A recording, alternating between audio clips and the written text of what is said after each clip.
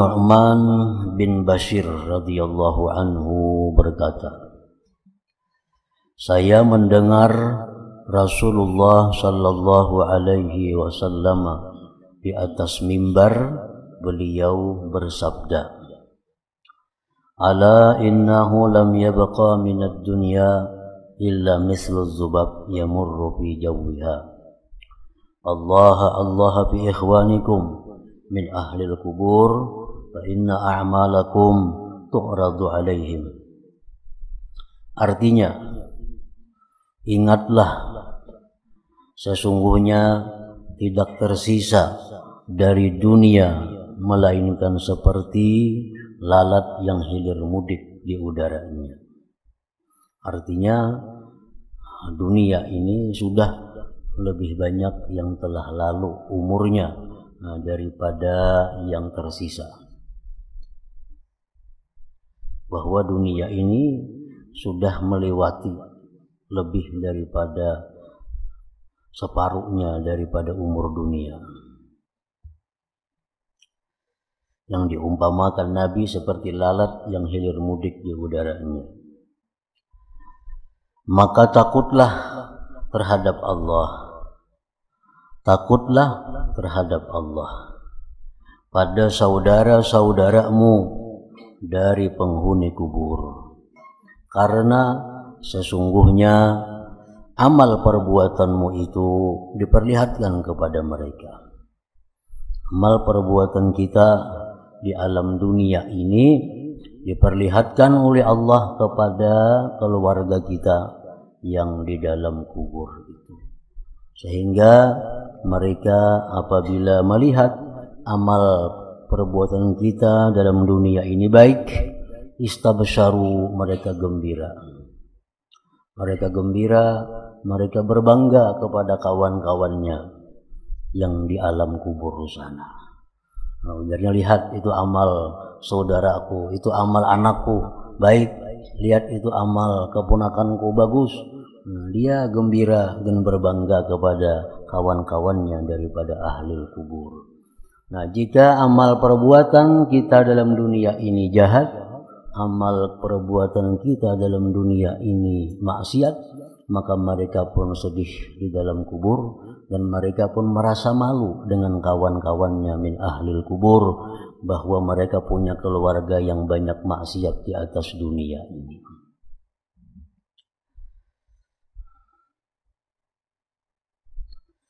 Abu Hurairah radhiyallahu anhu berkata, Rasulullah sallallahu alaihi wasallam bersabda, la tabdahu mautakum bisayyiati a'malikum fa innaha tu'radu ala awliyaikum min ahlil kubur. Artinya, janganlah kamu membuat malu orang-orang yang meninggal dari kamu dengan kejelikan amal perbuatan. Sangat malu orang tua dikubur kalau anaknya maksiat kepada Allah. Sangat malu ibunya dalam kubur kalau anaknya maksiat kepada Allah.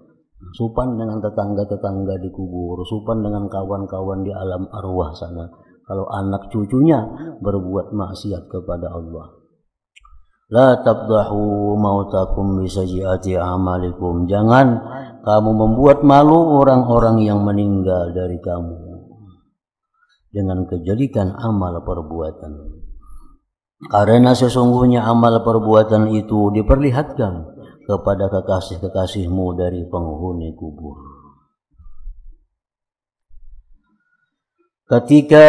Karena itulah Abu Darda, sahabat Rasulullah sallallahu alaihi wasallam, berdoa, ya Allah, sesungguhnya aku berlindung kepadamu bahwa aku mengerjakan suatu perbuatan yang dapat menghinakan kepada Abdullah bin Rawahah, dan Abdullah bin Rawahah telah meninggal dunia dan ia adalah saudara laki-laki ibunya. Abu Darda ada berisi paman Sidin itu Abdullah bin Rawahah. Ini Abdullah bin Rawaha ini sahabat besar, sahabat yang sangat dimuliakan, dan beliau pun meninggal sebagai syahid di perang Mu'tah, perang yang terjadi di tahun 8 Hijriah di Yordania. Waktu itu Nabi mengirim satu pasukan, Nabi kita mengirim satu pasukan perang untuk berangkat ke sana.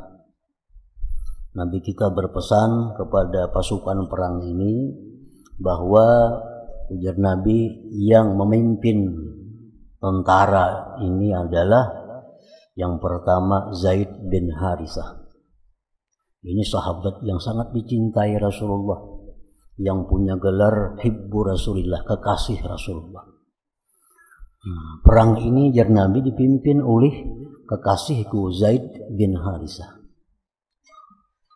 Apabila Zaid ini nantinya gugur, terbunuh, maka panglima perang diambil alih oleh Ja'far bin Abi Thalib, sepupu Nabi dan sanak Sayyidina Ali. Apabila Ja'far ini nantinya gugur dalam perang itu, maka panglima akan diambil alih oleh Abdullah bin Rawaha. Abdullah bin Rawaha. Lalu Nabi kita menangis sesudah mengucapkan itu. Karena Nabi sudah tahu bahwa perang ini akan memakan korban yang banyak daripada kaum muslimin, terutama tokoh-tokohnya, tokoh sahabat-sahabat besar, Zaid bin Harisah, Ja'far sepupu Nabi, Abdullah bin Rawaha. Nah, kalau Abdullah bin Rawaha ini nanti gugur dalam perang itu, kata Rasulullah, maka akan datang asadun min asadillah, akan datang serigala Allah, atau dia mengatakan Saifullah, pedang Allah, ialah Khalid bin Walid. Nah, di tangan inilah nanti kaum muslimin menang dalam peperangan itu. Nah, jadi perang ini berangkat sampai di sana berperang. Ternyata memang apa yang disampaikan oleh Nabi, Zaid bin Harisah gugur, dibunuh oleh orang kafir. Kemudian pemimpin diganti oleh Ja'far bin Abi Thalib, gugur juga, diganti oleh Abdullah bin Rawaha, ini gugur juga. Hanyar panglima diambil alih oleh Khalid bin Walid. Nah, hanyar kaum muslimin menang dalam perang itu. Nah, jadi Abdullah bin Rawaha ini sahabat yang besar, sekaligus sebagai seorang yang mati syahid. Ada berisi kemanakan ngarannya Abu Darda. Nah, Abu Darda ini berdoa kepada Allah, ya Allah, aku berlindung kepada Engkau daripada memperbuat suatu perbuatan yang membuat malu pamanku Abdullah bin Rawaha. Nah, kan kayaknya kalau ini berbuat maksiat Abi Darda nih, Abi Darda berbuat maksiat dalam dunia, maka paman ada orang hebat di sana dipermalukan. Nah, lebihan kemanakan ijamna Abu Darda. Nah, kan malu jadinya Abdullah bin Rawaha kalau punya kemanakan yang berbuat maksiat di alam dunia ini. Nah, jadi Abu Darda minta berlindungan kepada Allah agar jangan sampai berbuat kemaksiatan yang membuat malu paman beliau sebagai orang besar, Zaid bin Abdullah bin Rawaha radhiyallahu anhu tadi. Nah, jadi artinya perbuatan maksiat, perbuatan dosa itu bukan hanya mengakibatkan kada baik dengan seseorang, tetapi satu perbuatan dosa itu akan banyak mengakibatkan orang lain. Kejahatan satu perbuatan dosa bukan hanya diterima oleh pelakunya, tetapi banyak menyakitkan orang-orang lain. Nah, para ulama mengatakan bahwa satu perbuatan maksiat yang kita perbuat itu akan banyak menimbulkan kejahatan-kejahatan. Hanya satu maksiat yang kita lakukan. Pertama, ujar para ulama, kalau kita melakukan satu aja maksiat, itu kita sudah membuat suhtallah, murkanya Allah. Kita berbuat satu maksiat, kada lakas tobat, kada lakas minta ampun, itu Allah murka lawan kita. Yang kedua, bahayanya maksiat itu farraha iblis aduwah. Kita berbuat dosa lalu kita kada tobat, itu membuat senang iblis. Padahal iblis itu adalah aduwah, musuhnya sendiri. Yang ketiga, satu perbuatan dosa yang kita kada segera tobat itu menjauhkan kita daripada surganya Allah. Yang keempat, perbuatan dosa yang kita lakukan kalau kada segera tobat itu akan mendekatkan kita kepada neraka.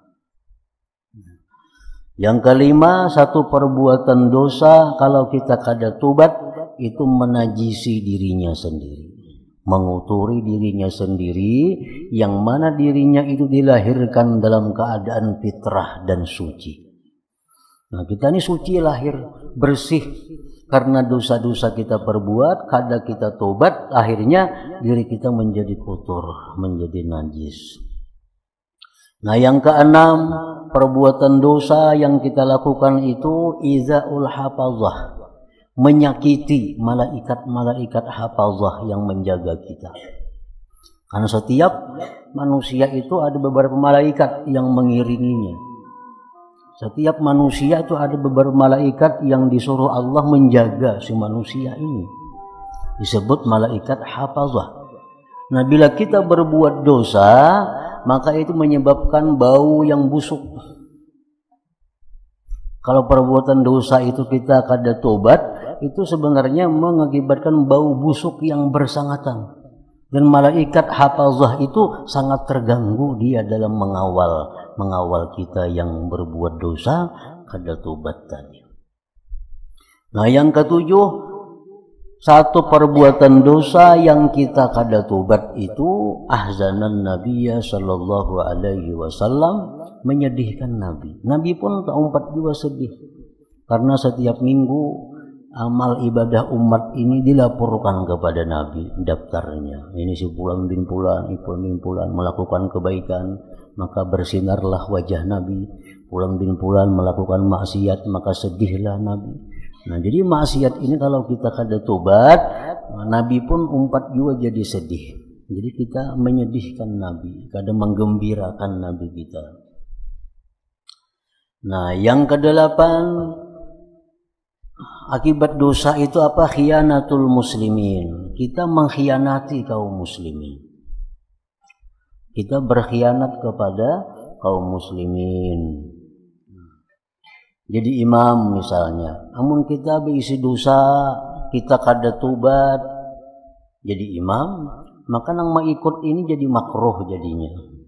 Kan mengkhianati orang ngarannya. Orang berjamaah ke masjid itu datang mencari pahala, mencari fadilat sembahyang berjamaah. Oh, ternyata si imamnya orangnya orang yang berdosa, yang kada tobat dari dosanya.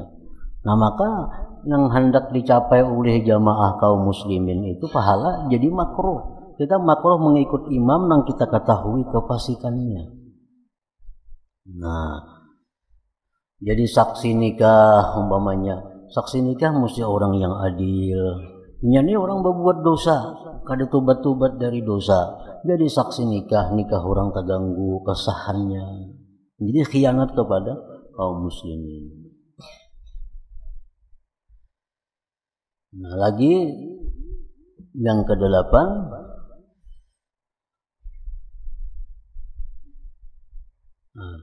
yang ke-10, yang ke-9 khianatul muslimin, khianat kepada kaum muslimin. Yang ke-10 ihzanu aqaribih fil kubur, membuat duka cita keluarganya di dalam kubur. Banyak artinya akibat dosa-dosa yang diperbuat itu. Nah, kalau kita tobat dari dosa itu ya kada jadi masalah. Ya, berbuat dosa hari-hari, tapi tobatnya juga lebih banyak daripada dosanya. Nah, jadi setiap dosa nang kita kada tobat lawan Allah, banyak benar negatifnya, banyak benar nang tersangkut dengan perbuatan kita itu. Kuitan kita, orang tua kita jadi sedih, keluarga-keluarga lain jadi supan di alam kubur, anak cucunya, kemanakannya berbuat dosa. Nabi sudahnya sedih. Malaikat hafazah ini terganggu dalam mengawal kita. Dan lagi satu perbuatan dosa itu bisa pula jalbul bala, menarik bala, membawa datangnya bala. Nah, bala itu bila turun bukan hanya orang yang berbuat dosa yang kena, tapi di sekelilingnya pun akan kena juga. Orang berbuat dosa, ada tobat-tobat, itu bisa diturunkan Allah bala kepadanya.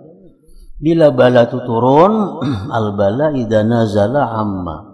Bala kalau nya turun itu kada seekong aja nang dapat bala, sakampungan dapat musibahnya, dapat bala itu. Nah, jadi itulah pengkhianatan orang yang berbuat dosa yang kada tobat daripada dosanya itu. Datang laporan ke kubur, nanti anak ikam di dunia, anak-anakan ikam mabuk, nah umpamanya. Datang ke dalam kubur laporan anak ikam, anak-anakan ikam berjudi. Nah, datang ke kubur laporan anak ikam, kemanakan ikam, cucu ikam berzina. Oh, dalam kubur ada kesandangan lagi. Nah, mana sudah seorang macam-macam dihadapi di kubur. Datang lagi laporan-laporan dari malaikat yang membuat makin susah orang yang di alam kubur itu. Abdullah bin Amr bin As radhiyallahu anhuma ditanya tentang roh orang-orang mukmin apabila mereka meninggal dunia, di mana ia? Abdullah bin Amr bin As radhiyallahu anhuma ditanya tentang roh orang-orang mukmin apabila mereka meninggal dunia, di mana ia? Abdullah bin Amr bin As menjawab, berada dalam tembuluk sayap burung yang putih pada naungan aras, dan roh orang-orang kafir dalam bumi yang ketujuh. Jadi macam-macam hadis dari Rasulullah yang menjelaskan tentang di mana roh kita kediamannya waktu kita menunggu hari kiamat itu. Ada yang mengatakan hadis Rasulullah bahwa roh-roh orang yang beriman itu berada di sayap-sayap burung yang putih. Dia berkeliling di taman-taman surga. Roh-roh orang syuhada, nah, orang syuhada mati syahid, dia berada di sayap-sayap burung hijau yang berkeliling di taman-taman surga. Ada roh orang mukmin tapi banyak maksiat kepada Allah. Roh itu gentayangan di antara langit dan bumi. Ini orang mukmin juga, cuma ini banyak dosa. Rohnya ini berkeliaran di antara langit dan bumi. Kalau roh-roh orang kafir itu berada di lapisan terbawah bumi ini, di bumi yang ketujuh atau yang dinamakan dengan sijin. Itu kumpulan arwah-arwah orang kafir. Orang-orang yang mati kada membawa iman kepada Allah Subhanahu wa taala. Baik orang kafir yang mulai lahir kafirnya, atau orang kafir yang Islam di tengahnya bakafir, atau orang Islam yang begitu hendak mati keluar iman berdahulu sebelum nyawanya, dikumpulkan di lapisan bumi yang paling bawah. Keadaan roh-roh mereka tadi. Abu Sa'id Al-Khudri radhiyallahu anhu berkata, saya mendengar Rasulullah sallallahu alaihi wasallam bersabda, innal maita ya'rifu may yaghsiluh wa may yahmiluh wa may yudallihi bi qabri. Artinya sesungguhnya orang yang meninggal dunia itu mengenal, tahu orang yang memandikannya, tahu orang memandikannya siapa. Orang yang membawanya ke pekuburan tahunya, dan orang yang memasukkannya dalam kuburnya pun tahu. Karena roh itu kada hilang, roh itu kada hilang idraknya, nah, idrak pengetahuannya itu kada hilang, itu kada hilang daripada roh. Saleh Al-Murri berkata, telah sampai kepadaku kabar atau hadis bahwa roh-roh itu saling bertemu ketika mati. Ini pertemuan bertemu. Lalu berkata kepada roh yang keluar kepada mereka, bagaimana tempat tinggalmu dan pada yang mana dari dua tubuh kamu berada, pada yang baik atau yang jelek. Ini saling bertanya, bertakun tentang keadaan roh sama pada roh di alam arwah sana. Ubaid bin Umair berkata, penghuni kubur mengintai berita-berita. Ini tahu juga kayak apa keadaan kita, keadaan dunia. Tahu aja ada informasi-informasi yang sampai ke alam roh sana. Baik kabar dari malaikat seperti orang berbuat baik tadi atau berbuat jahat, atau kabar dari orang-orang yang hanyar meninggal dunia masuk ke alam arwah. Ada berita-berita membawa kabar-kabar. Sebagian roh ada yang bisa berkeliling kemana-mana inya hendak. Roh-roh orang mulia mungkin kemana inya hendaknya bisa mengetahui keadaan-keadaan dunia walaupun kada diberi informasi dari orang lain. Ada sebagian roh yang tertahan yang kada bisa tahu keadaan dunia kecuali ada informasi daripada kawan-kawan di alam arwah sana. Tergantung kemuliaannya roh-roh itu di sana.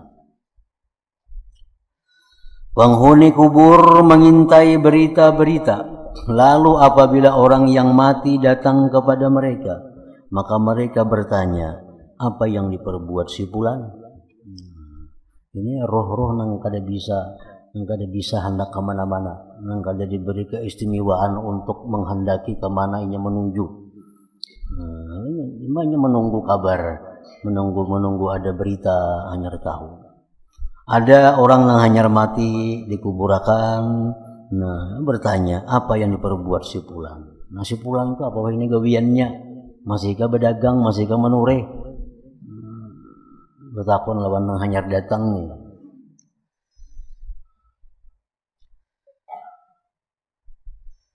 Maka mereka bertanya, apa yang diperbuat si fulan? Maka orang mati itu menjawab, apakah tidak datang kepadamu atau ia belum datang kepadamu? Makanya berdahulu mati pada aku kada bertamuan kayak jam. Ini nang hanyar mati nih. Nang hanyar mati ditakuni oleh nang lawas. Mana si fulan oleh ini di mana? Dan hanya datang makanya berdahulu pada aku mati. Kemana sasatnya itu? Kada bertamuan lawan ikam. Nah, mereka berkata, Inna lillahi wa inna ilaihi raji'un. Ujar nang lawas mati nih, Inna lillahi wa inna ilaihi raji'un. Ia dijalankan dengan jalan yang bukan jalan kita. Berarti kawan kita mati karena membawa iman. Berarti lain kumpulan alam arwahnya. Padahal dulunya Islam, dulu sembahyang, mengaji, segala macam. Mati, mungkin matinya karena membawa iman, matinya su'ul khatimah, sehingga kada bertemu dengan kawan-kawan arwah yang beriman. Gimana? Jadi jangan hanya datang nih orang beriman, hanya datang orang beriman ditakuni sudah berdahulu pada aku. Berarti bukan ke sini, berarti ke sana. Innalillahi wa inna ilaihi raji'un. Jadi kada tak kumpul artinya roh-roh orang yang bagus dengan roh-roh orang yang jahat itu. Dari Ja'far bin Sa'id ia berkata, apabila seorang laki-laki meninggal dunia maka anaknya menyambut kedatangannya sebagaimana menyambut kedatangan orang yang bepergian. Orang yang diisi anak halus, anak yang belum balik matian sudah banyak. Nah, begitu orang tuanya mati, anak-anaknya menyambut di sana, anak-anaknya menunggu di sana sebagaimana menyambut datangnya orang yang musafir yang jauh. Mujahid berkata, sesungguhnya seseorang laki-laki diberi kabar gembira dengan kebaikan anaknya dalam kuburnya. Diberi kabar kalau anaknya baik, diberitahu dalam kubur orang tuanya, arwahnya itu. Anak engkau naik haji, anak engkau berumrah, anak engkau memberi makan anak yatim, anak engkau menuntut ilmu, diberitahu orang tuanya di dalam kubur itu. Abu Ayyub Al-Ansari meriwayatkan dari Nabi sallallahu alaihi wasallam bahwasanya beliau bersabda, Inna nafsal mu'min idza qubidat talaqqaha ahlur rahmati min indillah kama yatalaqqal basyiru fid dunya yaqulun anziru akhakum hatta yastarih fa innahu kana fi karbin syadid fa yas'alunahu madza fa'ala fulan wa madza fa'alat fulanah wa hal tazawwajat fulanah fa idza sa'aluhu an rajulin mata qablah wa qala mata qabli qalu inna lillahi wa inna ilaihi raji'un zuhiba bihi ila ummihil hawiyah. Artinya sesungguhnya jiwa orang mukmin, roh orang mukmin apabila diambil, dicabut, maka jiwa itu, roh itu dijumpai oleh orang-orang yang punya kasih sayang di sisi Allah Subhanahu wa ta'ala. Jadi roh yang beriman, begitu dia meninggal dunia, nah dia ditunggu, dia disambut oleh roh-roh yang punya rahmat di sisi Allah Subhanahu wa ta'ala. Sebagaimana dijumpai oleh orang yang membawa kabar gembira di dunia. Nah, ini roh-roh ini ada roh baru yang datang, ini menunggu kabar-kabar dunia, yang ini kada tahu apa-apa daripada kejadian dunia. Mereka berkata, tunggulah saudaramu sehingga ia beristirahat. Ada nang madahi, kayaknya dulu betakun, ini istirahat dulu. Yang lainnya nak menggasak betakun, kayak apa sih anu dalam dunia, kayak apa sih anu, jangan kawan, biarnya istirahat dulu. Sesungguhnya ia dalam kesusahan yang sangat. Ini bakas mati kan, dicabut rohnya, sakit tuh. Ini biar istirahat dulu. Kayaknya hanya betakun macam-macam, ayo sudah ini istirahat. Lalu mereka bertanya, apa yang diperbuat si fulan dalam dunia, dan apa yang diperbuat si fulana, apa yang diperbuat biniku di sana dalam dunia, nangku tinggalkan kayak apa keadaannya, dan apakah si fulana sudah kawin, biniku kawin kah yang baku mati ini. Amunnya dapat laki yang bagus, maka ingin suka dalam kubur nih, dapat laki yang bagus, suka, dapat laki yang kada bagus, nah, menyedihkan juga lawan nang mantan dalam kuburnya. Dan apakah si fulanah sudah kawin? Maka apabila mereka bertanya kepadanya tentang seseorang yang meninggal dunia sebelumnya, dan ia menjawab, ia telah meninggal dunia sebelumku. Kalau betakun, kalau bertanya mana si fulan, padahal fulan itu sudah lawas, sudah mati juga. Nah, maka mereka berkata, inna lillahi wa inna ilaihi raji'un. Ia dibawa kepada tempat kembalinya, yaitu neraka hawiyah. Artinya kalau ada kawan-kawannya yang meninggal kada membawa iman, matinya itu su'ul khatimah, kada tahunya. Nah, kelompok arwah-arwah yang dapat rahmat ini kada tahu. Dikiranya masih hidup aja dalam dunia, kada tahu mati juga. Cuma masuknya kada ke golongan sini, masuknya ke golongan orang-orang yang ingkar kepada Allah.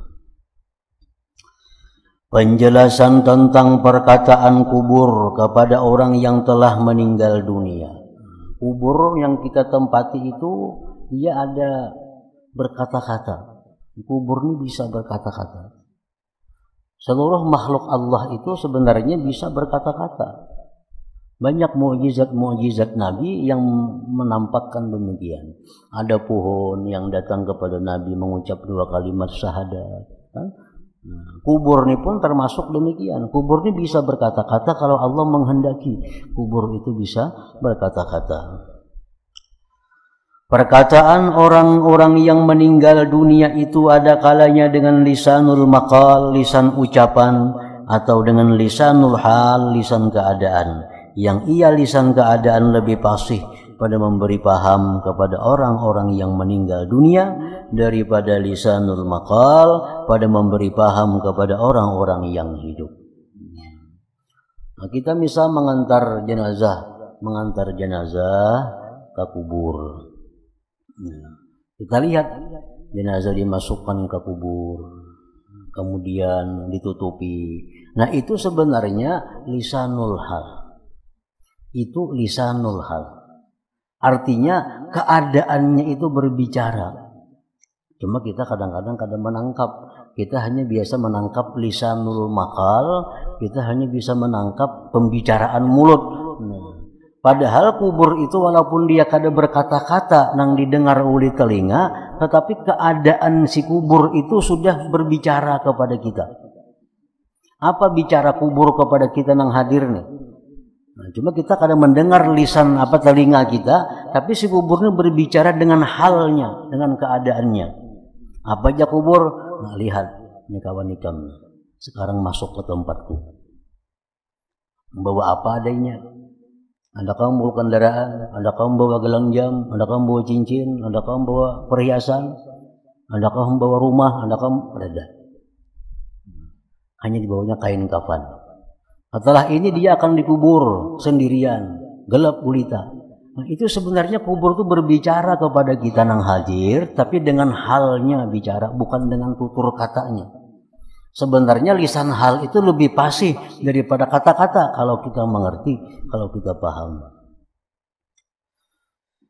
Rasulullah sallallahu alaihi wasallam bersabda, yaqulul qabru lil mayyit hina yudha'u fihi.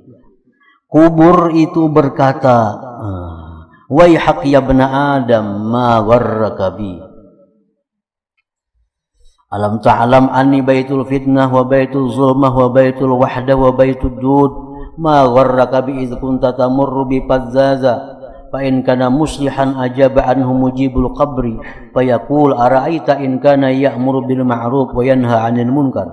Fa yaqulul qabru inni idzan atahawwalu alaihi khudra wa ya'udu jasaduhu nura wa tas'adu ruhuhu ila Allah Ta'ala.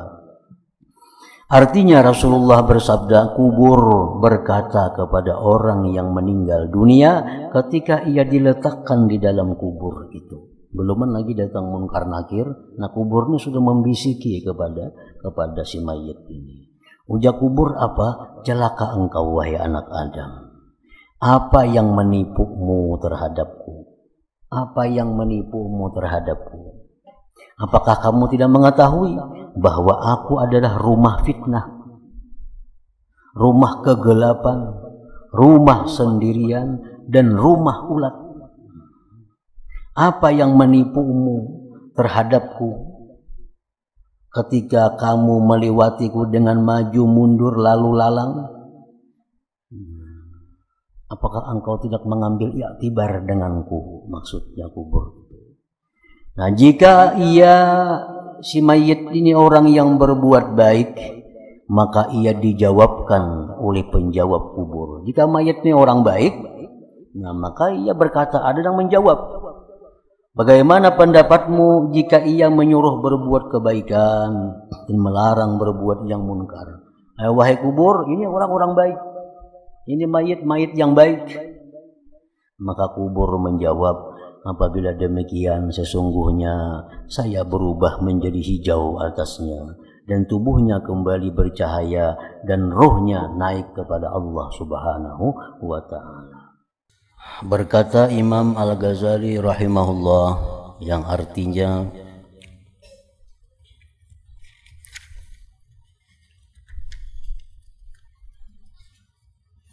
Ubaid bin Umair Al-Laitsi berkata, tidaklah orang yang meninggal dunia, yang mati, melainkan dipanggil oleh lubang kuburnya yang ia ditanam di dalamnya. Begitu masuk ini jenazah ke dalam kubur dan ditutupi dengan tanah, maka kubur itu bisa berbicara dengan jenazah itu. Kubur berbicara dengan mayit itu. Apa kata-kata kubur kepada orang yang baru masuk itu? Aku adalah rumah kegelapan, kesendirian, dan menyendiri. Kalau kamu dalam hidupmu itu taat kepada Allah, maka aku pada hari ini adalah rahmat atasmu. Kalau engkau dalam hidupmu itu taat kepada Allah, maka aku pada hari ini adalah kasih sayang atasmu. Dan kalau kamu adalah orang yang durhaka, orang yang suka maksiat kepada Allah, maka aku pada hari ini adalah siksaan atasmu. Aku adalah barang siapa yang masuk kepadaku dengan taat, maka ia keluar dengan gembira. Dan barang siapa masuk kepadaku dengan durhaka, maka ia keluar dengan dibinasakan. Nah, itulah sambutan pertama dari liang kubur kepada orang yang baru masuk ke dalamnya itu.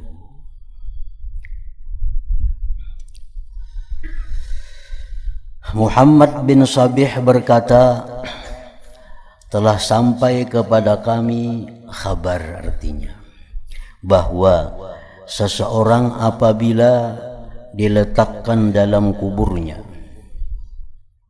lalu ia disiksa atau ditimpa sebagian apa yang tidak suka, maka jirannya dari orang-orang yang telah meninggal dunia, kiri kanannya, muka belakangnya,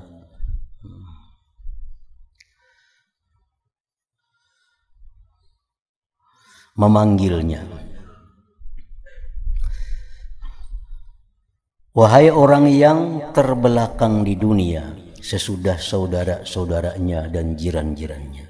Wahai orang yang terbelakang di dunia, artinya orang yang tadudi mati daripada kami ini. Wahai orang yang terbelakang di dunia sesudah saudara-saudaranya dan jiran-jirannya. Artinya ujar keliling kubur nih, begitu dalam kubur nang hanyar ini dapat siksaan, ujar sekeliling di kubur itu tetangga-tetangganya, ikam ini kan hanyar raja mati terdahulu kami sudah berapa tahun berdahulu daripada kamu. Apakah tidak bagimu pada kami pelajaran? Apakah engkau tidak mengiktibar? Apakah engkau tidak mengambil pelajaran pada kami-kami yang berdahulu ini? Apakah tidak ada bagimu pada mendahuluinya kami atas kamu pikiran? Ikam kada berpikirkah kami ini berdahulu di sini? Engkau umpat ikut mengantar kami ke sini. Engkau ikut menurunkan mayat kami ke sini. Apakah itu engkau kada memikirkan? Sampai ikam sekarang ini disiksa di kubur, mengalami hal-hal yang tidak menyenangkan. Padahal kami sudah merupakan contoh teladan bagi kalian. Apakah kamu tidak melihat akan terputusnya amal perbuatan kami dari kami? Ikam tahu kami kada kawal lagi sembahyang di sini, kami kada kawal lagi puasa, kami kada kawal lagi tobat, sudah putus masanya. Nah, padahal ikam waktu kami matian ikam masih hidup, ikam masih bisa tobat, masih bisa mengembalikan kezaliman kepada orang yang dizalim, masih bisa sembahyang. Kami ini sudah kada kawal lagi. Dan kamu dalam keadaan pelan-pelan, sedangkan engkau dalam dunia dalam keadaan pelan-pelan. Artinya kain aja dulu memperbaiki diri, kain aja dulu minta halal, minta ridha kepada orang yang dizalim, kain aja dulu memperbaiki diri, sembahyang, kain aja dulu banyak berzikir. Nah, akhirnya engkau sekarang seperti kami. Maka mengapa kamu tidak memperdapati apa yang hilang dari saudara-saudaramu? Jadi orang nang di sekeliling kubur ini menyalahkan, kenapa ikam sempat disiksa dalam kubur, kenapa ikam sempat dipukuli orang di kubur ini, maka ikam tadudi pada kami mati. Mestinya ikam mengambil pelajaran lawan kami-kami ini di kubur ini. Dan ia dipanggil oleh tanah-tanah bumi, wahai orang yang tertipu dengan zahirnya dunia, dengan zahirnya kehidupan dunia, tertipu. Dikiranya sihat itu lawas lagi hanya mati, berkontrol semuaan normal, darah normal, gula normal, asam urat normal, kolesterol normal. Dikiranya masih lawas mati karena semuaan kada ada gangguan, darahnya normal, semuaan bagus. Nah, itu merupakan tipu daya. Jangan dianggap bahwa semuaan normal itu panjang umur, karena semuaan yang normal itu kadang mencegah daripada kecelakaan. Siapa tahu kecelakaan mati padahal baik, semuaan diperiksa. Atau gugur di manakah mati padahal normal semuaan. Nang darah tinggi 10 tahun dah ada sing matian lagi. Padahal berapa kali stroke. Nah, jadi jangan tertipu dengan zahirnya ini. Mengapa kamu tidak mengambil pelajaran dengan orang yang telah disembunyikan dari keluargamu dalam perut bumi, dari orang yang ditipu oleh dunia sebelum kamu? Jadi umur yang muda, umur yang anum, jangan merasa bahwa kematian itu lawas. Bahkan yang banyak tuh mati justru orang nang anum, ketimbang nang tua.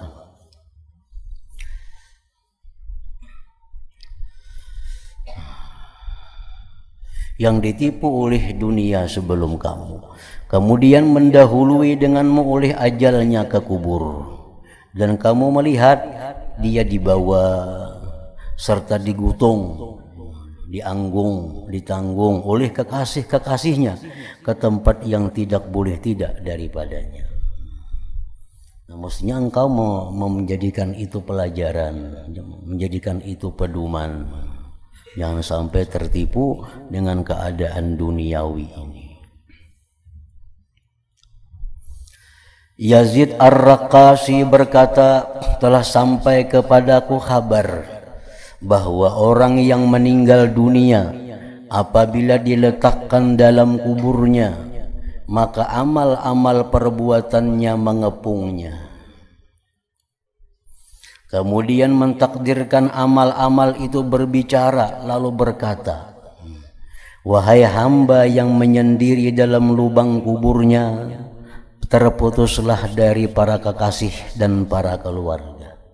Siapa yang mau masuk mengawani ke dalam kubur? Kayak apa aja orang tuh kasih sayangnya lawan kita, kada akan mau masuk mengawani ke alam kubur. Paling-paling mbak urak tikar di pinggir kubur berabah di situ. Orang kesayangan lawan anak, sayang lawan anak luar biasa sayangnya, mati nang anak tadi, mati dibuat dalam kubur. Kada hakun sih buat dalam kubur. Begitu dikubur mau urak tikar di atas kubur, gulang galik berabah di situ kena malam boleh. Enggak situ aja kawa, enggak situ aja mau. Pada saling sayangan sidin lawan anak sidin itu. Kini bisukan tulah ke kubur urak tikar berabah di kubur anak. Jangan masuk ke dalam sama sekali kan,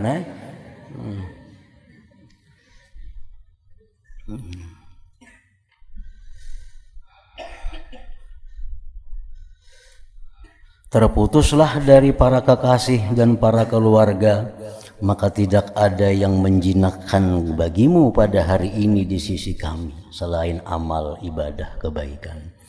Dalam kubur itu hanya amal ibadah yang menyenangkan kita, yang menjinaki kita, yang mengawani kita, yang menerangi kita, yang menghindarkan daripada dinginnya di dalam tanah itu.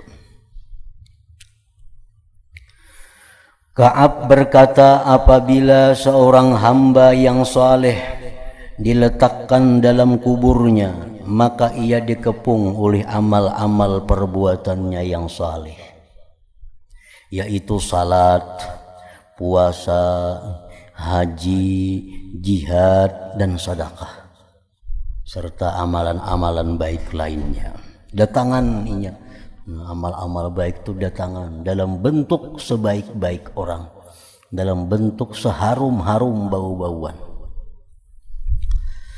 Ka'ab terus berkata, lalu para malaikat azab datang dari arah kedua kakinya. Datang malaikat azab hendak menyiksainya. Maka salat berkata, ujar sembahyang ini berkata, menyingkirlah kamu wahai malaikat azab dari orang ini, maka tidak ada jalan bagimu atasnya. Ia telah melamakan kakinya berdiri, ia telah melamakan berdiri denganku karena Allah di atas kedua kakinya. Malaikat sembahyang ini yang membela daripada malaikat azab yang hendak memukulnya itu. Jangan dipukul dia sembahyang ini, batisnya ini rancak, seringkali berdiri sembahyang menghadap Allah Subhanahu wa ta'ala. Lalu para malaikat itu mendatanginya dari arah kepalanya. Maka puasa berkata, tidak ada jalan bagimu atasnya wahai malaikat. Ia telah melamakan kehausannya karena Allah di negeri dunia. Kamu kadakawa malaikat yang mendekati ini. Ini orang sering haus puasa dalam dunia karena Allah. Maka tidak ada jalan bagimu atasnya, atas menyiksanya. Lalu para malaikat itu mendatanginya si mayit dari arah tubuhnya. Maka haji dan jihad berkata, menyingkirlah kamu wahai malaikat azab daripadanya. Ia telah memayahkan dirinya, meletihkan badannya, menunaikan ibadah haji dan berjihad karena Allah. Maka tidak ada jalan bagimu atasnya untuk menyiksanya, artinya untuk mengganggu atau menyakitinya. Nah, jadi amal ibadah itu merupakan pembela kita di sana. Amal ibadah itulah yang menghibur kita di sana.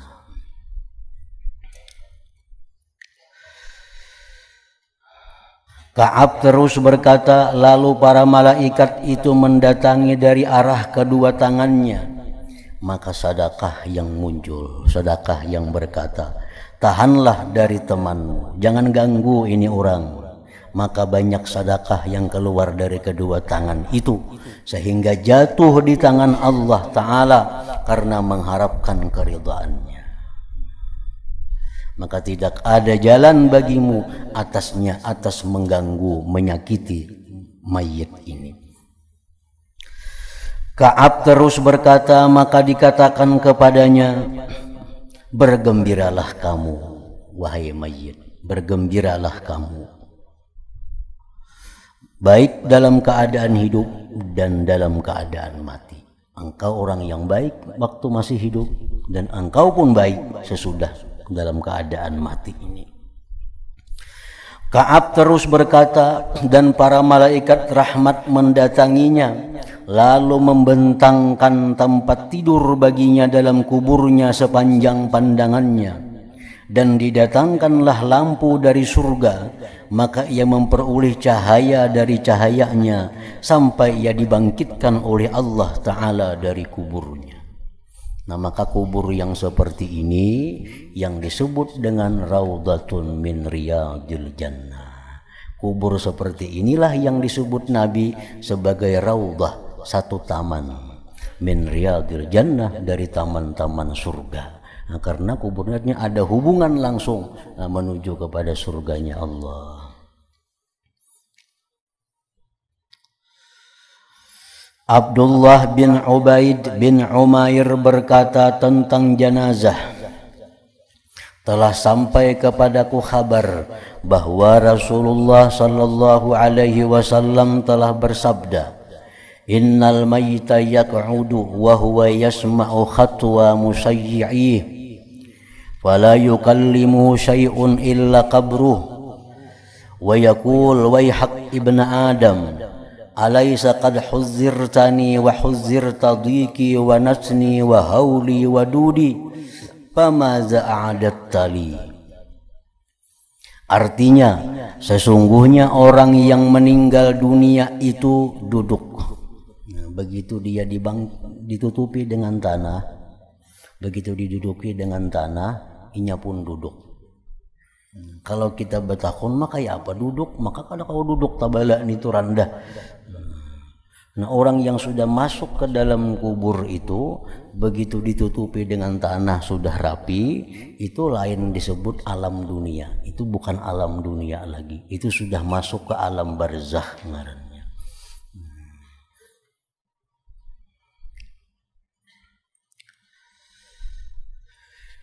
Dan ia mendengar langkah-langkah orang-orang yang mengantarnya. Orang-orang bulikan itu mendengar aja bunyi sandalnya, maka tidak berbicara dengannya itu orang yang mati tadi sesuatu pun selain kuburnya. Kubur berkata, celaka kamu nyerubur, wahai anak Adam, bukankah kamu sudah diwaspadakan akan aku? Kan kami sudah tahu aku ini kayak apa, sudah dijelaskan oleh Rasulullah, oleh para ulama-ulama dalam kitab-kitabnya dijelaskan. Aku ini macam apa? Ujar kubur. Nyaman kah di sini? Sakit kah? Sudah ada dijelaskan. Dan diwaspadakan akan kesempitanku. Kan sudah dikepadakan aku ini sempit di sini. Bau busukku, huru haraku, dan ulatku. Maka apa yang kamu siapkan bagiku? Apa yang kamu siapkan di sini untuk menghindari itu? Nah, dengan apa kamu masuk ke sini? Dengan amalan apa yang bisa mencegah sempitnya aku, bau busuknya, huru hara, ulat-ulat ini? Apa yang kamu siapkan bagiku? Nah, jadi artinya diyakini oleh mazhab Ahlus Sunnah wal Jamaah bahwa azab kubur itu hakun, memang benar adanya. Nah, kecuali ada golongan orang-orang Mu'tazilah yang di luar Ahlus Sunnah yang mereka mengingkari tentang adanya azab kubur itu. Kalau kita Ahlus Sunnah, nah, dengan berdasarkan banyak hadis dari Rasulullah SAW bahwa azab kubur itu ada bagi orang-orang yang tidak ada persiapan masuk ke alam kubur itu. Dan setiap kali amal perbuatan kebaikan, amal-amal yang saleh, sembahyang, puasa, zakat, sedekah, lain-lainnya, itu merupakan suatu binting, itu merupakan perisai, itu merupakan bekal untuk menjaga huru hara di alam kubur itu. Apapun amal kebaikan yang kita lakukan, itu akan menjadi penyangga kita dalam kubur daripada huru haranya, daripada azabnya. Secara umum itu. Namun Rasulullah Sallallahu Alaihi Wasallam dalam banyak hadis-hadis beliau menerangkan bahwa ada amaliyah khusus yang untuk gunanya itu menjaga kita di alam kubur itu. Di samping seluruh amal ibadah itu berguna untuk mengamankan kita di alam kubur. Tapi ada amalan-amalan khusus yang lebih terarah untuk menjaga kita selamat di alam kubur itu. Dan itu disampaikan beberapa macam oleh Rasulullah Sallallahu Alaihi Wasallam. Kayak orang garing misalnya, ada obat yang khusus untuk mengobati tertentu itu. Walaupun ada obat lain yang secara umum menyehatkan tubuh kita, macam minum vitamin, itu secara umum untuk kesehatan tubuh kita. Tapi ada obat-obat tertentu yang mengarah kepada satu macam penyakit. Nah, demikian pula perbuatan taat itu, semuaan perbuatan taat itu berguna untuk menyelamatkan kita di alam kubur. Tetapi ada amaliyah khusus yang fungsinya untuk itu, untuk keselamatan di alam kubur tadi. Nah, di antaranya yang diajarkan Rasulullah Sallallahu Alaihi Wasallam adalah qiraatu suratil muluk kulla lailatin. Membaca surah Tabarak tiap malam tapinya nih. Nah, ada malam Jumat saja ada tiap malam itu artinya mulai maghrib sampai subuh itu malam. Udah maghrib kah, udah isya kah, tengah malam kah, kemudian kada sempat malam kena siang kah, gantiannya. Nah, jadi orang yang mengamalkan surah Muluk ini tiap malam, itu dia akan ada jaminan dari Rasulullah bahwa dia selamat daripada huru hara kubur, daripada azab kubur, daripada gangguan-gangguan yang ada di alam kubur itu. Bahkan Rasulullah pernah mengucapkan satu perkataan, ujar Nabi, artinya aku ingin bahwa surah Muluk itu dihafal oleh setiap orang yang beriman. Jadi kada tergantung buku lagi, di manakah begana, di manakah rahatan musafir, rahatan apakah, hafal. Kada hafal kan kadang mencari bukunya pulang, bukunya kada hafal, lo kada baca lagi. Nah, jadi ujar Nabi, aku ingin bahwa surah Muluk itu ada di dalam hati tiap-tiap orang yang beriman. Artinya dihafalnya, sehingga bisa mengamalkan tiap-tiap malam.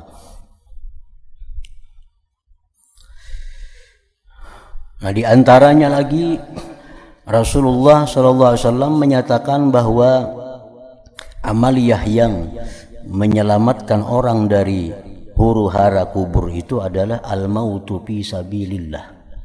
Orang yang mati di jalan Allah.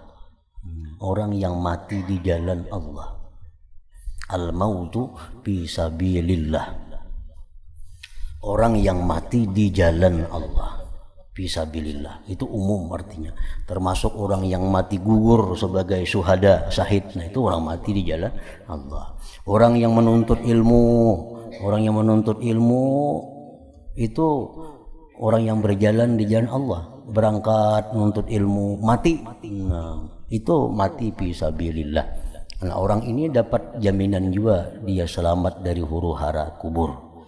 Orang yang mencari harta yang halal untuk menafkahi keluarganya. Nah, dia mencari harta yang halal untuk menafkahi keluarganya, jangan sampai kelaparan, jangan sampai minta-minta. Nah, dia mencari nafkah untuk itu.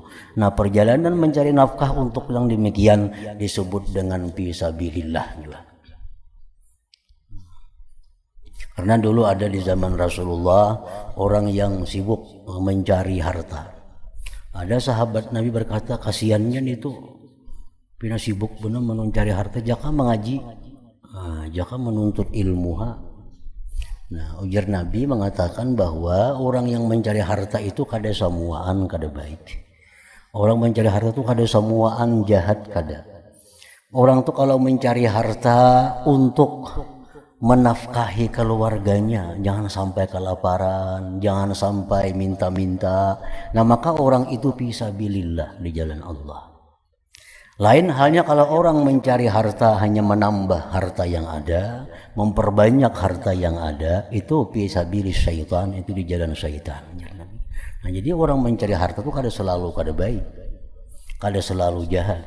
Kalau mencari harta untuk aku hari ini kada bercari, ini bisa kada kau makan esok di rumah. Nah, kalau dia mencari nafkah, perjalanannya mencari nafkah itu fisabilillah. Andai kata dia mati, dia dijamin daripada huru hara di alam kubur.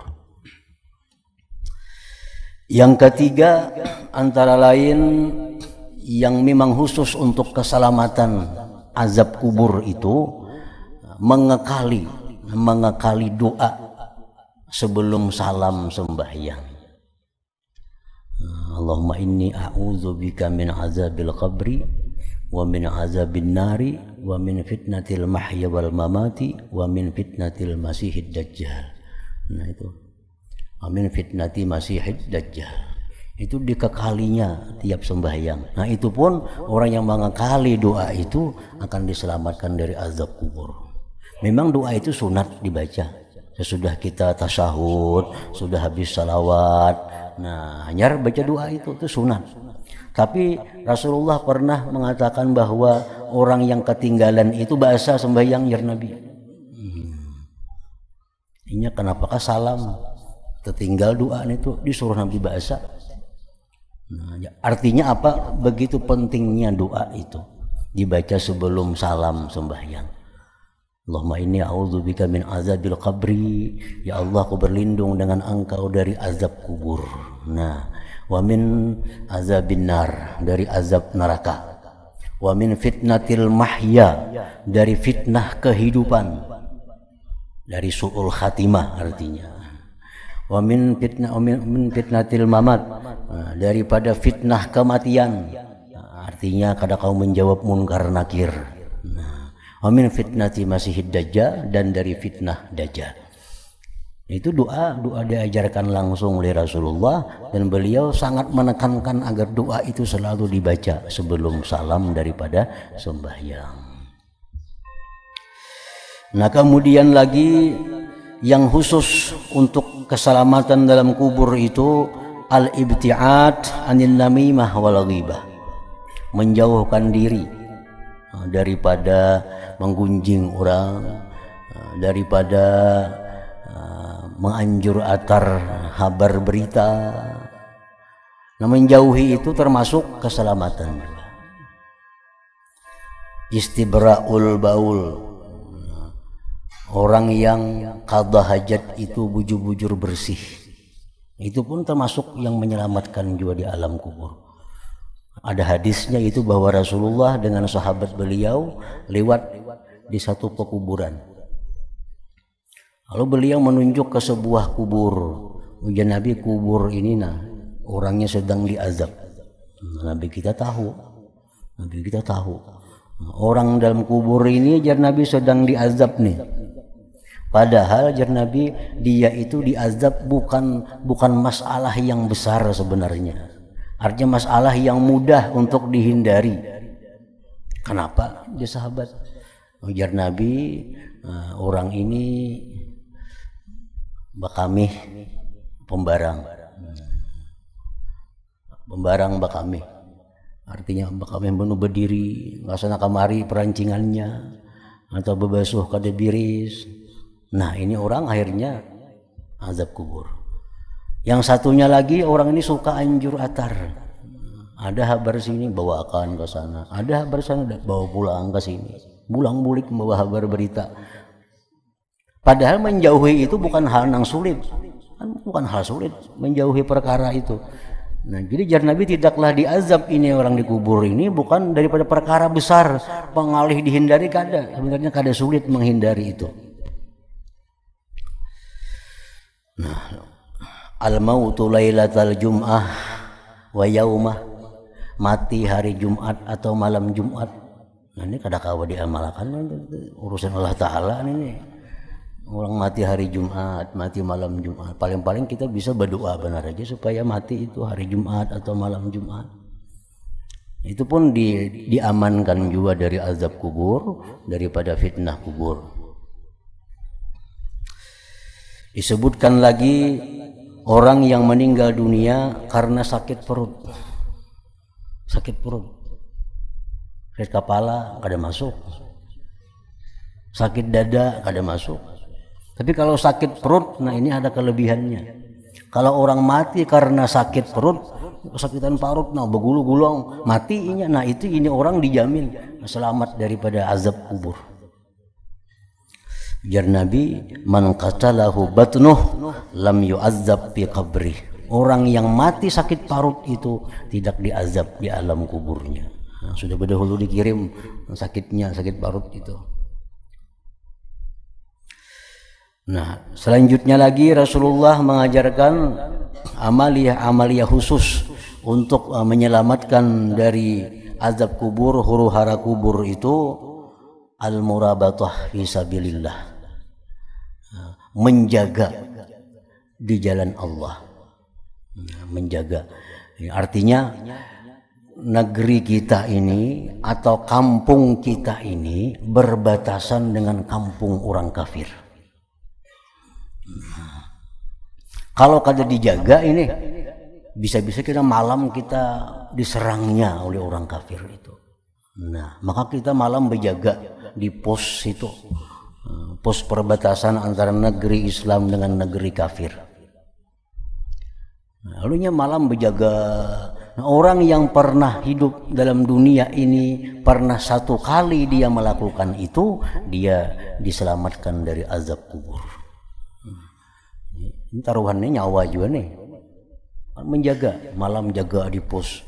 Kalau kampung kita nih, kampung Islam diserang oleh kampung sebelah, sebenarnya orang agama keharingan, misalnya agama Hindu, agama apa, atau saat bisa menyerang kampung kita, kita di perbatasan jaga ronda di situ.